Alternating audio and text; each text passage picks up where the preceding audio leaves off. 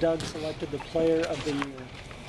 I mean, it's a great honor for Doug, and one that he certainly deserves. He had one of the better years that I've been a part of as a coach, with his consistency, especially on the offensive end before.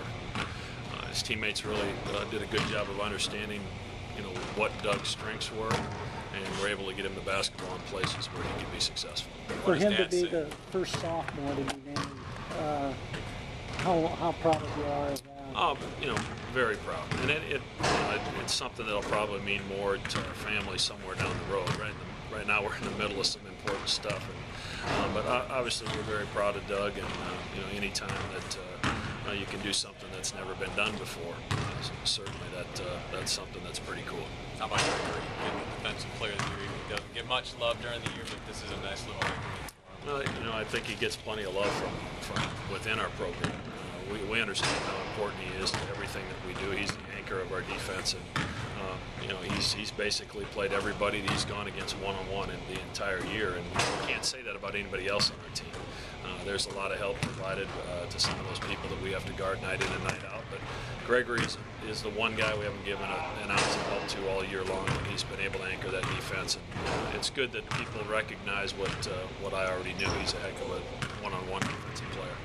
Can you talk about the bracket, the way it's set up last week, where we didn't know what was going to happen, and how did it turn out, do you think?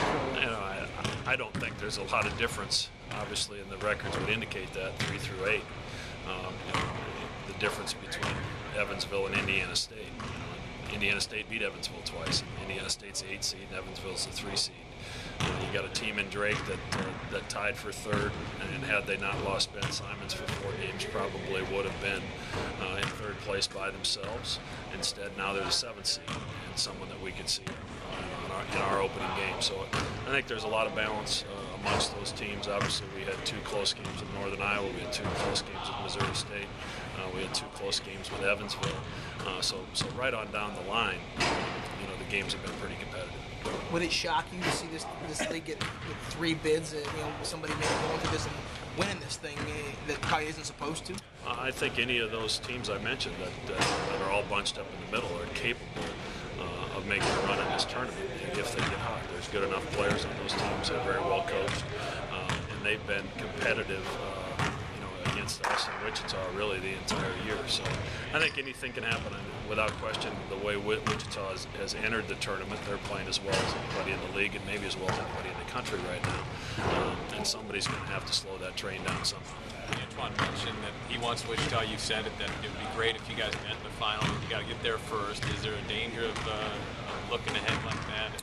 I don't think so. We'll take this one day at a time, and we aren't going to know who we play till late on Thursday night. So a lot of our preparation will be working on ourselves and making sure we clean up a few things on both ends of the floor. Fundamental things, timing things that we'll have an opportunity to work on because we don't know exactly who we're going to play. So, I'd love to have that opportunity on Sunday, but that means we will have won 2 more games, which puts us in a great position. But we're going to take this one day at a time and see what happens. What does it take to win? You've been down there so many times. What does it take to win in St. Louis in 3 days?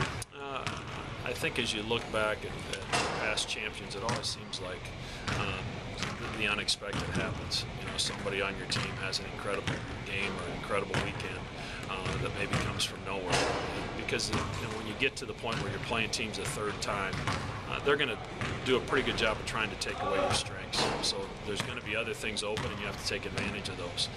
I think we've used our bench enough that those guys are ready to play meaningful minutes for us. I think it's very difficult to go down there with a thin roster and win 3 games in 3 days. So I'd like to think that we're built to do it. You hear a lot of coaches say that you got to be lucky to win this thing a little bit too. You agree with that? Absolutely. It takes the bounce of the ball. Once in a while you get an upset. Maybe you get a little easier game in round 2 than you thought you were going to get. I think our last 3 games prove that it takes a little good fortune once in a while to be successful. But as I've said before, when you have a season like we've had, it's a really special season. Most times you're going to look back at seasons like that and you're going to pick 5 or 6 games that could have gone either way, and you found a way to win them. And in seasons where you don't quite reach your expectations, you look back at 5 or 6 games where maybe you controlled most of the game and it got away from you. So we've had one of those seasons where we've had the bounce of the ball on a few occasions, and we're very pleased to be where we're at. As his coach, any disappointment in Antoine that week first? Yeah, I am, and not because there's somebody on the first team that doesn't belong, but I think if you take Antoine Young off of our team, we're a very different basketball team, and I think that's how sometimes these first team all-conference selections should be judged.